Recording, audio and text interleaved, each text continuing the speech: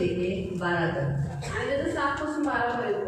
प्रेरितों के काम Acts chapter 20 प्रेषितांची कृत्ये अध्याय 20 verse 7 to 12 आणि त्याचं 7 पासून 12 पर्यंत। मग आम्ही आठवड्याच्या पहिल्या दिवशी भाकर मोडण्यासाठी एकत्र जमलो, तेव्हा पौलुसने त्यांच्याबरोबर भाषण केले। तो दुसऱ्या दिवशी जाणार होता आणि त्याने आपले भाषण मध्यरात्रीपर्यंत थांबवले। ज्या माडीवर आम्ही एकत्र जमलो होतो तेथे बरेच दिवे होते आणि युतुक नावाचा कोणी एक तरुण खिडकीत बसला असता झोपेने गुंगला होता। तेव्हा पौल फार वेळ भाषण करत राहिल्यामुळे तो झोपेच्या गुंगीत 3ऱ्या मजल्यावरून खाली पडला व मेलेला हाती लागला। तेव्हा पौलाने खाली उतरला आणि त्याच्यावर पाखर घालून त्याला कवटाळून म्हणाला, घाबरू नका, कारण हा अजून जिवंत आहे। मग त्याने वर येऊन भाकर मोडून खाल्ल्यावर बराच वेळ म्हणजे पहाटपर्यंत त्यांच्याबरोबर संभाषण केले व तो तसाच निघून गेला। त्या तरुणांना जिवंत नेता आल्यामुळे त्यांना फार समाधान वाटले। आमीन। हम यहाँ देखते प्रियो, सप्ताह के पहले दिन में ये लोग रोटी तोड़ने के लिए यानी संडे के दिन में ये लोग मेज भी होने के कारण ये लोग चर्च में इकट्ठा हुए थे। आणि प्रियाने इथं आपण बघतो की आठवड्याच्या पहिल्या दिवशी म्हणजे शब्दाच्या दिवशी हे लोक काय झाले, मेज असल्यामुळे या ठिकाणी एकत्र झाले होते। प्रार्थना थोड़ी देर तक चली आणि प्रार्थना होण्यासाठी खूप उशीर ये लागला शाम की होता। प्रार्थना थी। आणि ही संध्याकाळची प्रेयर होती। तो शाम की प्रार्थना कभी कभी मुझे भी अनुभव है, मैं भी शाम की प्रार्थना लेट करती, कभी कभी बहुत लेट हो जाता है। आणि मी पण संध्याकाळच्या प्रार्थनेचा मला पण अनुभव आहे। मी पण संध्याकाळची प्रार्थना नीट करते, तर कधी कधी खूप उशीर होतो। लेकिन इसने रात ही लगा दी परंतु पौलाने पूर्ण मध्यरात्रीपर्यंत चालवले। और मध्य रात्रि के समय पर हम देखते हैं यूतुस नाम का एक जवान चर्च में था। जवान चर्च में बहुत सारे जवान थे। आणि आपण इथं बघतो की मध्यरात्रीच्या प्रार्थनेमध्ये काय झालं की चर्चमध्ये तसे तर खूप सारे तरुण होते, परंतु युतुक नावाचा एक तरुण इथं होता। और यूतुस क्या हुआ, थोड़ा सा नींद लेने लगा, डुल ही लिया, लेकिन वो खिड़की पे बैठा था। आणि युतुक हा खिडकीवर बसलेला होता, परंतु तो तिथं डुलक्या घेत झोपत होता। और उस नींद के झोंके में वो नीचे गिर गया, क्योंकि वो कितने फ्लोर पे था, फर्स्ट फ्लोर या सेकंड फ्लोर, कहीं तो ऊपर के फ्लोर पे वो था। आणि वरच्या मजल्यावर असल्यामुळे काय झालं, झोपेमध्ये गुंगीमधून तो खाली पडला। और जब वो नीचे गिर गया सबको लगा कि वो मर गया। आणि ज्यावेळेस तो खाली पडला त्यावेळेस सगळ्यांना वाटलं की तो मेला और म्हणून। नेचुरली ऊपर से गिरने वाले नहीं मर ही जाते हैं, आणि खरीच गोष्ट आहे की वरून जे खाली पडतात ते मरूनच जातात। क्योंकि सिर जमीन पर टिकने के जोर से गिरने के कारण मनुष्य मर जाता है। आणि डोक्याला मार लागल्यामुळे मनुष्य मरून जातो। लेकिन यहाँ हम देखते हैं कि पौलुस उसके ऊपर गिरा, गले लगाया, उसके लिए प्रार्थना किया। प्रार्थना करने के कारण यूतुस मरा नहीं, जिंदा रहा। आणि इथे आपण बघतो की पौल त्याच्यावरती पाखर घातली आणि त्याच्यासाठी प्रार्थना केली आणि ते केल्यामुळे काय झालं, युतुक मेला नाही परंतु तो जिवंत राहिला। और वो जिंदा हुई, फिर पूरी सभा खत्म हुई, पूरा मेज हो गया, प्रभु भोजन हो गया, सुबह हो गई। और सुबह चर्च के कलीसिया ने देखा कि जो सोया हुआ यूतुस क्या हो गया, मरा हुआ यूतुस जिंदा पाया।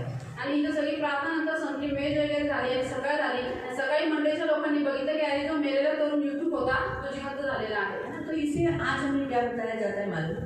आणि प्रियाने या वचनाद्वारे आपण काय शिकतो कि प्रार्थना में ऐसी शक्ति है कि प्रियो मरे हुए जवान जिंदा होते हैं। आणि प्रियांनो प्रार्थनेमध्ये एवढं सामर्थ्य आहे की जे मेलेले तरुण आहेत ते पुन्हा जिवंत होते। इसलिए हमारे जवान अगर बुराई से रहते हैं या गलत काम करते हैं तो वो मरे हुए जीवन जी रहे बोलकर दुखी और निराश हताश मत हो जाना, परंतु क्या करना, उसके लिए लगातार प्रार्थना करते रहो।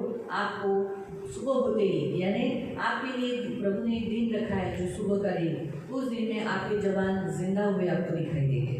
आणि जे तरुण आपल्या घरामध्ये आहेत किंवा आपल्या मंडळीमध्ये आहेत ते वाईट जीवन जगतात, पापामध्ये जीवन जगतात, हे बघून तुम्ही उदास होऊ नका, पण त्यांच्यासाठी लगातार प्रार्थना करत राहा आणि देवाने एक वेळ ठरवलेली आहे, त्या वेळेस तुम्हाला त्याचं देव उत्तर देईल। हाँ, और वो जिंदा हो जाएंगे आणि ते जिवंत होतील, वो मरे हुए में से जिलाए जाएंगे। आणि ते मेलेल्यामधून जिवंत तो होतील। प्रार्थना में क्या शक्ति है? तर प्रार्थनेमध्ये काय सामर्थ्य प्रार्थना आहे? में ये शक्ति है कि मरे हुए को जिंदा करने की। आणि प्रार्थनेमध्ये प्रियांनो एवढं सामर्थ्य आहे की जो मेलेला आहे तो जिवंत होऊ तो शकतो। परमेश्वर ने हमारे पास प्रार्थना एक ऐसा हथियार दिया है तर प्रियांनो देवाने आपल्याला प्रार्थना एक असा हत्यार दिलेला आहे कि हम क्या कर सकते हैं, निर्जीव मरी हुई स्थान को भाग को हम जिंदा जिलाने की शक्ति परमेश्वर ने हमें दी है। आणि जे निर्जीव आहे जे मेलेला आहे त्याला जिवंत करण्याची शक्ती देवाने प्रार्थनेच्या हमें क्या द्वारे करना है? हमें क्या करना है? आणि आपल्याला काय करायचं आहे? प्रार्थना करना है, प्रार्थना करायची आहे। लेकिन परमेश्वर है जो जिंदा करेगा। आणि देवच आहे जो सर्व गोष्टी जिवंत करेल। सारा काम परमेश्वर करना है, सर्व काम देव करतो परमेश्वर के लिए कोई बात कठिन नहीं। आणि देवासाठी काही गोष्ट कठीण नाही। हम विश्वास रखकर प्रेयर करते रहना। आपण फक्त विश्वास ठेवून प्रार्थना करत राहायची परमेश्वर के समय पर परमेश्वर सही समय पर सब कुछ अच्छा करेगा। आणि देव त्याच्या वेळेवरती त्याच्या योग्य वेळेवरती सर्व काही चांगलं करेल। इसलिए प्रियो आज के वचन के अनुसार प्रेयर करते रहो। आणि म्हणून प्रियांनो आजच्या वचनानुसार नेहमी प्रार्थना करत राहा प्रार्थना यानी परमेश्वर का साथ लेना। आणि प्रार्थना करणं म्हणजे देवाकडे सहायता और मागणं उसने परमेश्वर का साथ लिया, आणि पौलांनी काय केलं की देवाकडे सहायता मागितली परमेश्वर का भरोसा रखा। आणि देवावर विश्वास ठेवला उसने ये प्रकट किया कि हे प्रभु तू कर सकता है। आणि त्यांनी ही प्रार्थना करून प्रकट करून दाखवलं की हे देवा तू करू तू शकतो। मर गया है लेकिन तू मरे हुए को जिला सकता है। युट्यूब मेलेला आहे पण तुझ्यामध्ये एवढं सामर्थ्य आहे की मेलेल्यांना जिवंत करू शकतो। मैं तुझ पर विश्वास करता हूँ। आणि पौल म्हणतो की मी तुझ्यावर विश्वास करतो। इतने लोग कलीसिया के लोग थे, आणि एवढे लोक मंडळीचे लोक होते, लेकिन कोई आगे नहीं आया प्रेयर के लिए। परंतु कोणी प्रेयरसाठी पुढे आलं नाही पौलुस ने आगे हो गया। आणि पौल पुढे आला। पौलुस का प्रेयर का लाइफ देखकर शायद दूसरे लोग भी प्रार्थना के लिए जुड़ गए होंगे। आणि प्रियांनी आपण पौलाचं प्रार्थनेचं जीवन बघतो, शायद तिथे खूप सारे लोक असतील जे त्यासोबत प्रार्थनेला आले असतील। तो इसलिए ये बात हम देखते हैं कि पौलुस प्रेयर करने वाला व्यक्ति था। तर प्रियांनी आपण ही गोष्ट बघतो की पौल जो आहे तो एक प्रार्थना करणारा व्यक्ती होता। कोई करे न करे लेकिन उसको मालूम है मैं प्रेयर के सिवा और कुछ नहीं कर सकता। मेरे पास एक ऐसा दिया हुआ परमेश्वर ने अधिकार है जो मैं इस्तेमाल कर सकता।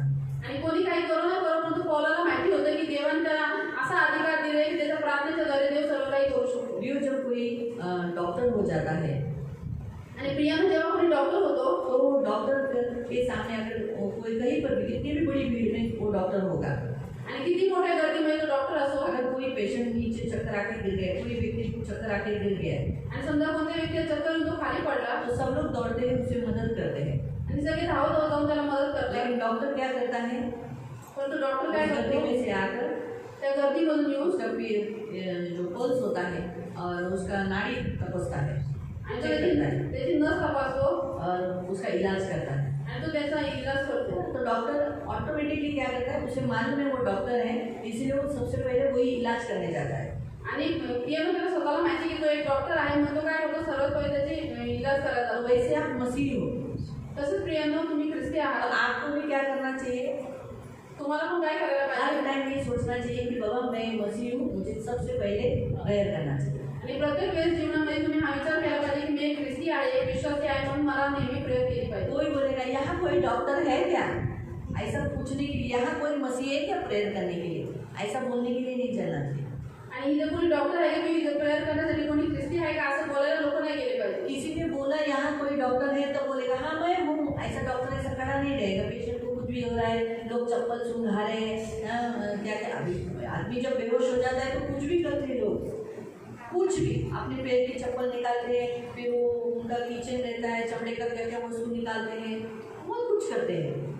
आणि जेव्हा मनुष्य बेहोश पडला असतो तेव्हा लोक खूप साऱ्या गोष्टी करतात, त्याला चप्पल घाण चप्पल वाद देतात, आता खूप साऱ्या गोष्टीचा वाद देतात, आता तो पुन्हा उठा म्हणून। तर असं कोणी बोललं नाही पाहिजे की कोणी डॉक्टर आहे का, असं तर तुम्ही या इलाज करायला पाहिजे। डॉक्टर को मालूम है पेशेंट कोई तो गिरा है, ऐसा सब खुद से जाता है।